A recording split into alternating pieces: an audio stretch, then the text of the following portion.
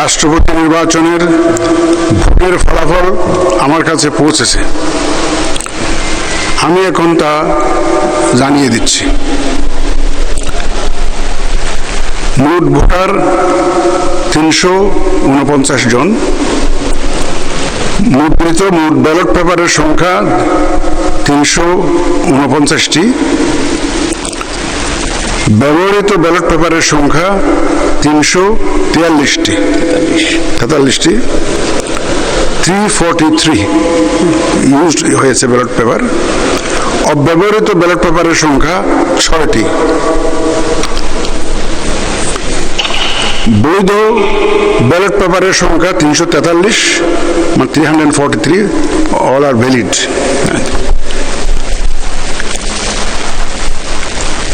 চারটা ballot paper আমরা replace করেছি, কিছু ভুল ত্রুটি আছে, এটা আমাদের বিধিতে কভার করে 91 সালের বিধি 10 নম্বর বিধি অনুযায়ী আমরা রিপ্লেস করে দিয়েছি এটা। বৈধ ব্যালট পেপারের মধ্যে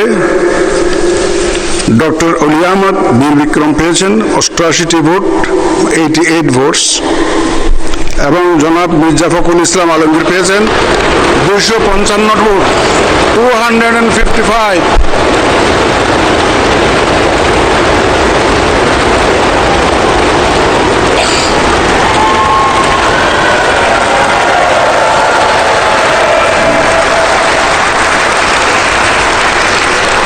উনি পেয়েছেন 255 ভোটস।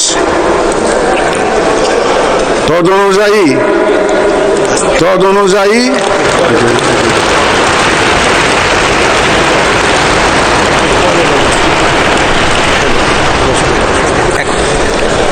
অনুযায়ী আমি ঘোষণা করছি যে জনাব মির্জা ফখরুল ইসলাম আলমগীর, পিতা মির্জা রুহুল আমিন, ঠিকানা গ্রাম কালীবাড়ি, ডাকঘর ঠাকুরগাঁও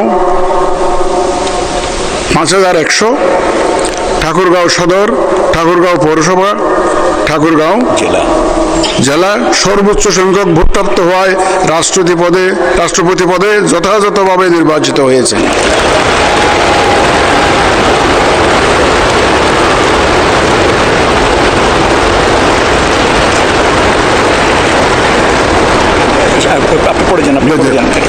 রাষ্ট্রপতি নির্বাচনের প্রতিদ্বন্দ্বী প্রার্থীদ্বয় এবং সম্মানিত ভোটার, মাননীয় সংসদ সদস্যগণ, আপনাদের সবাইকে জানাচ্ছি অনেক অভিনন্দন ও শুভেচ্ছা।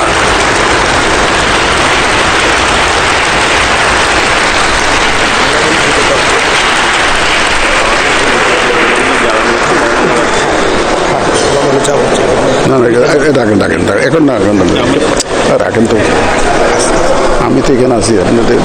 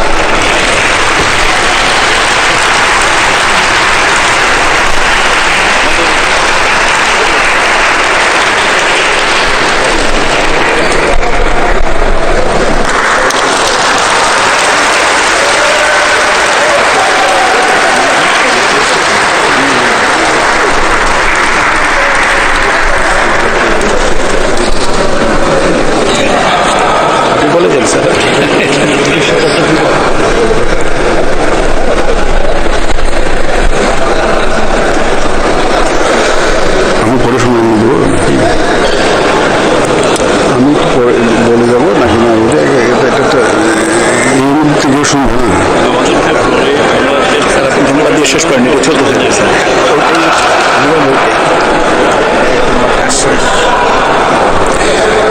রাষ্ট্রপতি নির্বাচনের প্রতিদ্বন্দ্বী প্রার্থীদ্বয় এবং সম্মানিত ভোটার, মাননীয় সংসদ সদস্যগণ, আপনাদের সবাইকে জানাচ্ছি অনেক অভিনন্দন ও শুভেচ্ছা।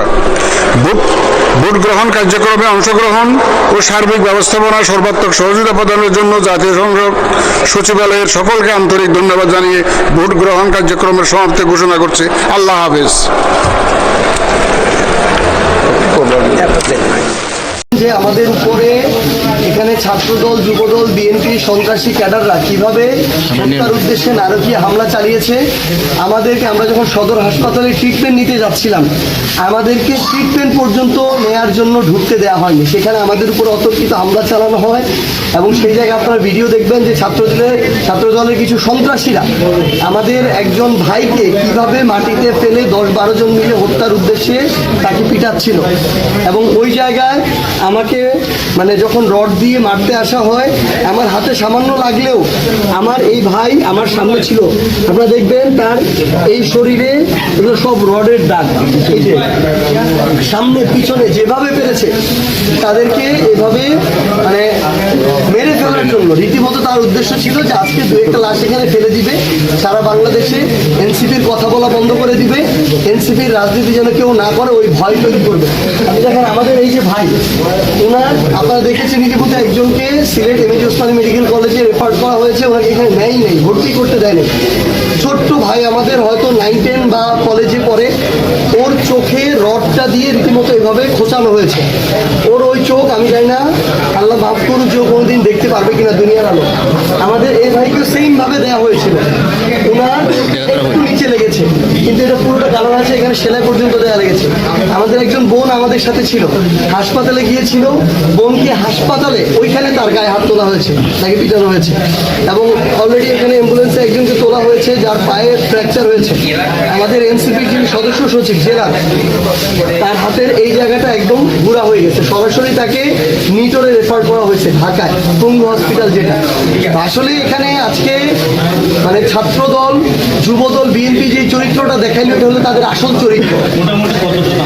এইখানে লিস্টেড হচ্ছে 14 জন, একদম লিস্টেড রেজিস্টার্ড একদম হাসপাতালে।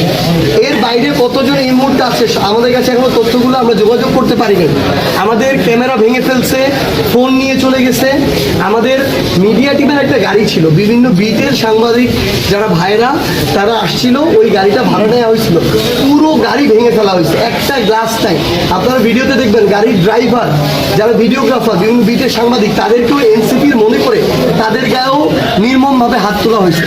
আসলে এখানে বিএনপি যেটা করছে এটা হলো তাদের ওই 2006 সালের আগের যে চরিত্র, মানে বলে না যে মুদ্রার এপিট ওপিট, আওয়ামী লীগের বিএনপি, ওই চরিত্রটা দেখাইলো। আমরা ভাবছিলাম যে তারেক রহমানের এই বিএনপি 17 বছর জুলুমের মধ্যে দিয়ে গেছে, তারা মনে হয় ভালো হয়েছে, সংশোধন হয়েছে, কিন্তু আমরা আজকে দেখলাম যে তাদের চরিত্রের কোনো পরিবর্তন হয় নাই।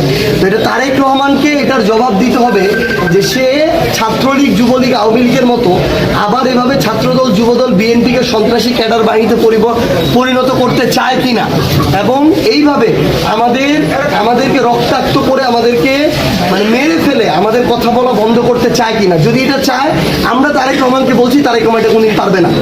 এটা আওয়ামী লীগ চেয়েছিল বিএনপির উপরে, আওয়ামী লীগ নাই হয়ে গিয়েছে, বিএনপি আছে, এখন বিএনপি যদি এনসিপির উপরে চায়, বিএনপি ইনশাআল্লাহ একদিন নাই হয়ে যাবে, এনসিপি। আপনাদের এখন কোথায় যাচ্ছেন এবং পরবর্তী আমাদের আজকে তো আমরা তো বের হয়ে যাচ্ছিলাম, প্রোগ্রাম শেষে আমরা প্রায় 500 মিটার সামনে চলে এসেছিলাম। আমরা মৌলভীবাজার যাচ্ছিলাম, কালকে আমাদের মৌলভীবাজারের কর্মসূচি। আমরা আমাদের কয়েকজন ভাইকে Sylhet MAG Osmani medical college refer করা হয়েছে, আমরা ওই দিকেই যাচ্ছি। এবং আমরা অবশ্যই আপনারা দেখবেন যে এরা ছাত্রলীগের মতো যেই মানে সন্ত্রাসীটা ছাত্রদলের আমার ভাইদেরকে নির্বিচারে মারলো, যার ভিডিও আছে, রড দিয়ে মারলো, অস্ত্র দিয়ে, মানে ওই যে এটা বলে চাইনিজ কুড়াল ছিল, আমার গাড়িটাকে শেষ করে ফেললো।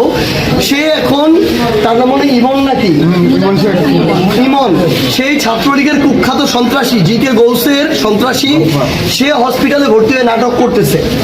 তো এই সন্ত্রাসীরা আবার দেখবেন মামলারও গিয়ে নাটক করবে, দেখবেন ওরাই গিয়ে আগে মামলা করবে, একদম ছাত্রলীগের, আওয়ামী লীগের চরিত্র। কিন্তু আমরা এটার আইনগত ব্যবস্থা নিব, আমরা খুব দ্রুত, হতে পারে কালকে হবে, হতে পারে পরশুদিন, আমরা রাজনৈতিক কর্মসূচিতে যাব।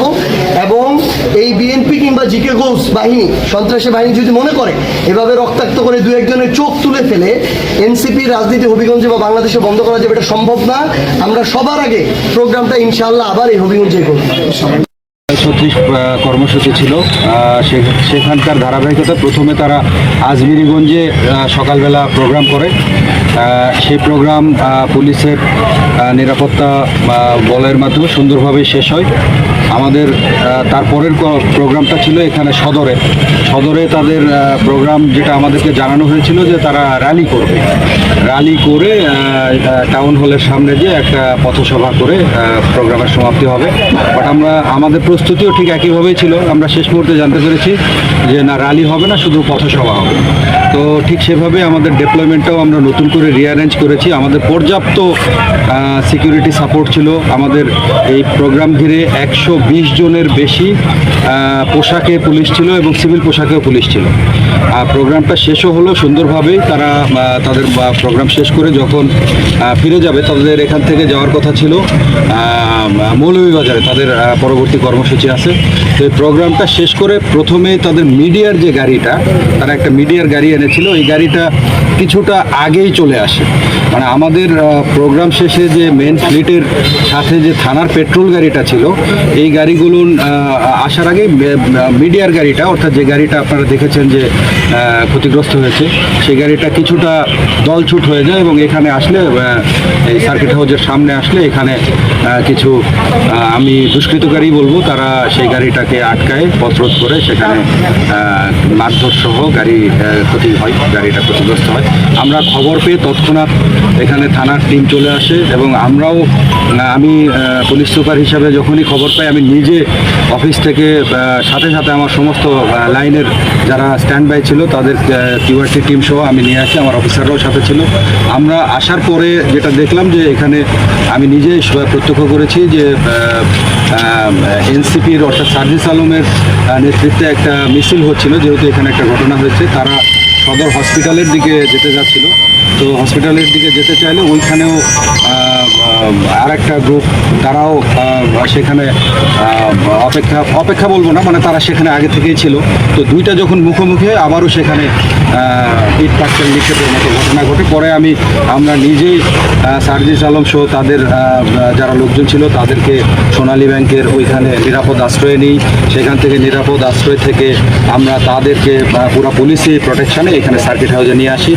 এরপরে সেই ইট পাটকেল নিক্ষেপের ঘটনায় এবং আগে যেটা ঘটনা ঘটেছিল গাড়িতে, তাদের যারা ইনজুর্ড ছিল তাদেরকে আমরা এখানে আমি সিভিল সার্জনের সাথে নিজেই কথা বলে সেখান থেকে আরএমও সহ একটা মেডিকেল টিম এনে তাদেরকে প্রাথমিক চিকিৎসা দেওয়া হয়েছে এবং এই চিকিৎসা শেষে একটু আগে আপনারা দেখলেন যে আমরা এনসিপির যারা নেতৃবৃন্দ এখানকার ছিল তাদেরকে পরবর্তী কর্মসূচি তাদের আছে মৌলভীবাজারে, সেখানে যেন তারা নির্বিঘ্নে যেতে পারে সেই জন্য আমরা পুলিশ প্রোটেকশনও বৃদ্ধি করেছি। এখন আমরা একটা ঘটনা ঘটে গেছে, এটা অনাকাঙ্ক্ষিত ঘটনা বলবো আমরা আমাদের দিক থেকে, যে পুলিশি প্রোটেকশন থাকার পরেও অনেক সময় অনেক কিছু ঘটে যায়। তো এখানে সেরকমই একটা ঘটনা ঘটেছে। আমরা এখন এটাকে আমাদের ভিডিও ফুটেজও আছে, আপনারা ভিডিও ফুটেজ দিয়েছেন, ইউটিউবে প্রচুর ফুটেজ আছে। আমরা সেগুলো যাচাই বাছাই করব, চুলচেরা যাচাই বাছাই করে এই ঘটনার সাথে কারা সম্পৃক্ত এবং সেটার অভিযোগটাও আমাদের কাছে কিভাবে আসে, আমরা সব কিছু যাচাই বাছাই করে পরবর্তী আইনানুগ ব্যবস্থা। পরবর্তীতে আমরা যখন দেখলাম যে নিবৃত্ত করা দরকার দুই পক্ষকে, তখন আপনারা শব্দও শুনেছেন, আমরা সাউন্ড গ্রেনেড একটা নিক্ষেপ করেছি এবং আমরা কিছু ধাক্কা দিয়েছি এবং লাঠি চার্জের মতো দুই একটা ছোটোখাটো ঘটনা ঘটেছে। না, এখনও আমি তাদের সাথে কথা বলেছি যে আপনারা আপনাদের অভিযোগ আমাদের কাছে দেন। তারা বলেছে যে এই বিষয়ে তারা আলাপ আলোচনা করে পরে আমাদের জানাবে।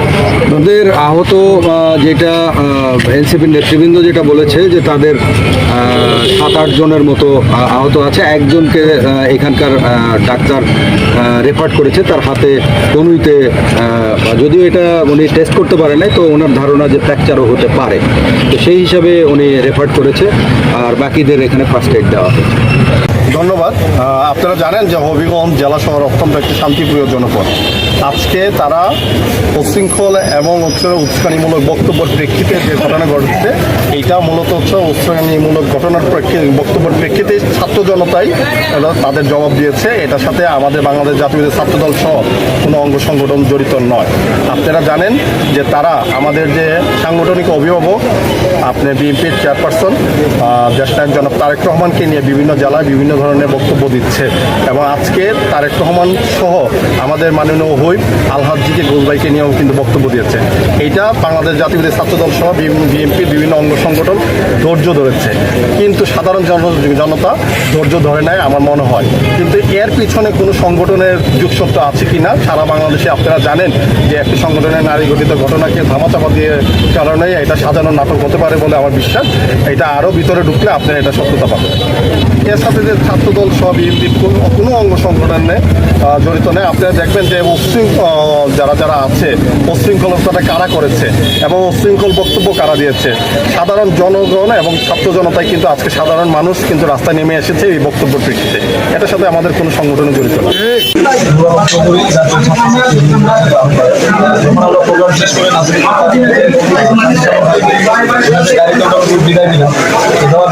আমাদের একজন ভাই আমাদের গাড়ি পাই নাই। পরবর্তীতে আমরা যখন আসলাম গাড়ি বলে তারা হামলা করতেছে, সামনে আমাদেরকে আক্রমণ জন্য গেলাম। তখন মনে হচ্ছে লোহার রোড দিয়ে আমাকে আমার হাতে আমাদের জেলার মাহবুবের মিলিং ভাইয়ের উপর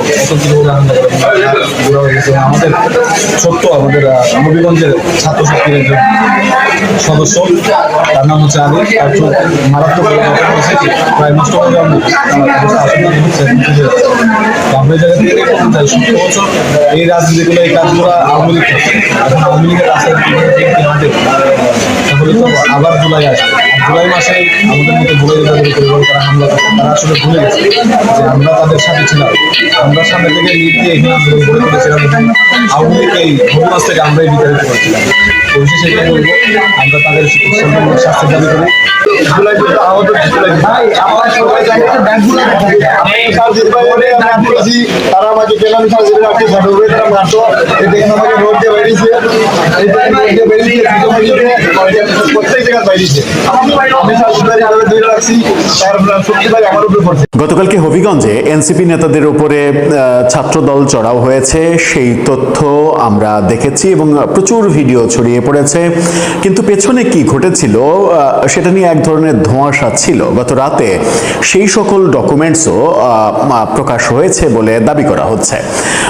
সেখানে মূলত নাসিরউদ্দিন পাটোয়ারির উত্তেজনা ছড়ানো বক্তব্য এবং বিএনপির বিরুদ্ধে বিষোদ্গার, বিএনপির স্থানীয় যে এমপি নেতা তার বিরুদ্ধে বিষোদ্গার, এই বক্তব্যগুলোই মূলত ছাত্রদলকে খেপিয়ে দিয়েছে এবং ছাত্রদলের পক্ষ থেকে দাবি করা হচ্ছে, আনুষ্ঠানিক না অনানুষ্ঠানিকভাবে লেখালেখি হচ্ছে, বিভিন্ন কর্মীরা লেখালেখি করছেন যে সাধারণ জনগণ এবং ছাত্রদল সম্মিলিতভাবে তাদেরকে এই আক্রমণ করেছে।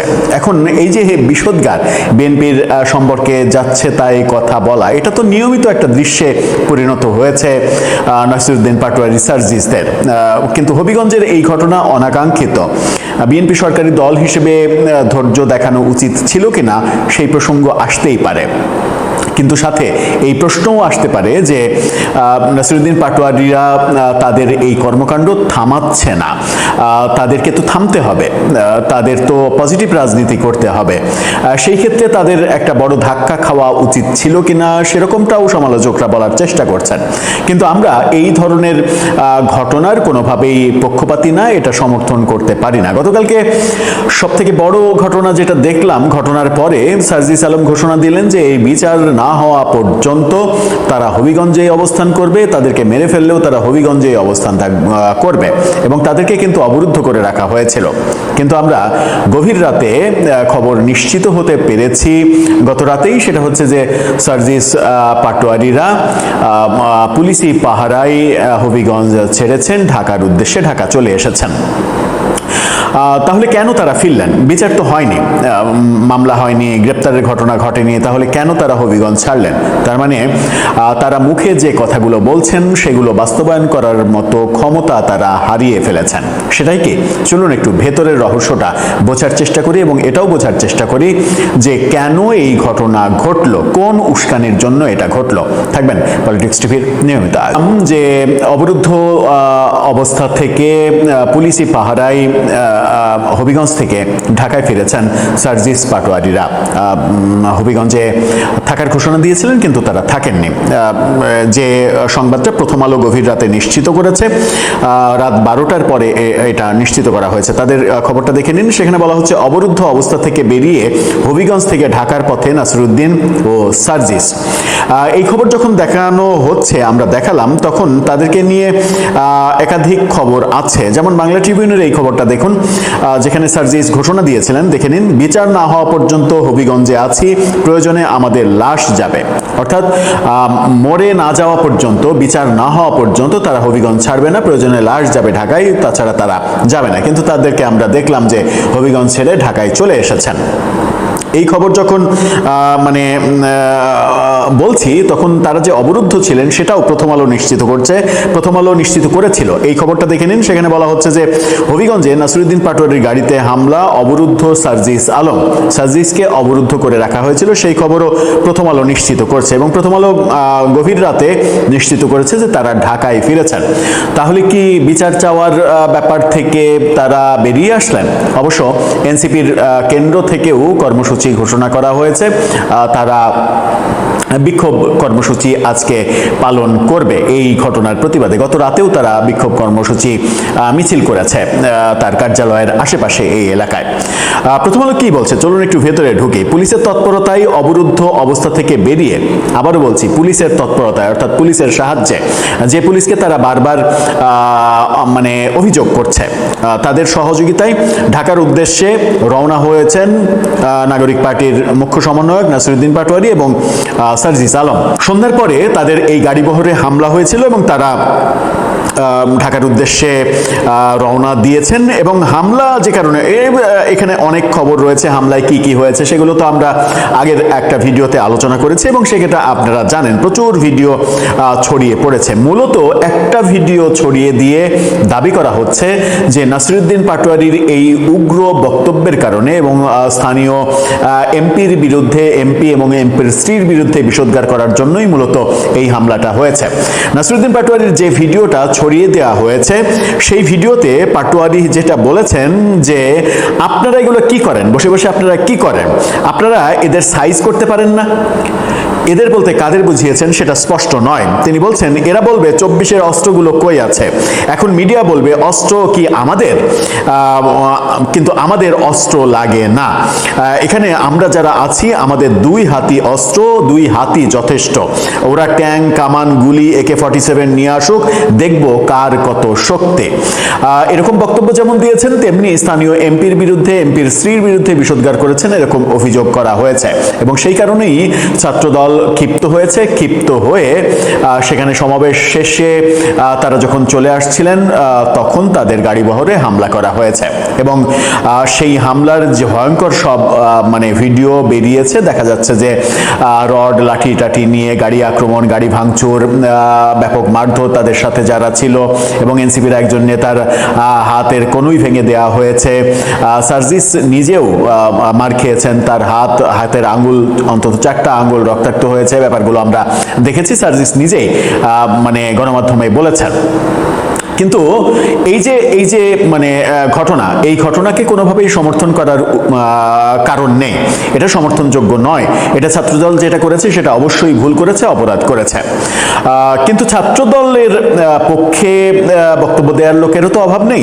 তারা দাবি করছেন সেটা হচ্ছে ছাত্রদল কি এটা নিজের ইচ্ছাই করেছে, অহেতুক করেছে, কোনো কারণ ছাড়াই করেছে?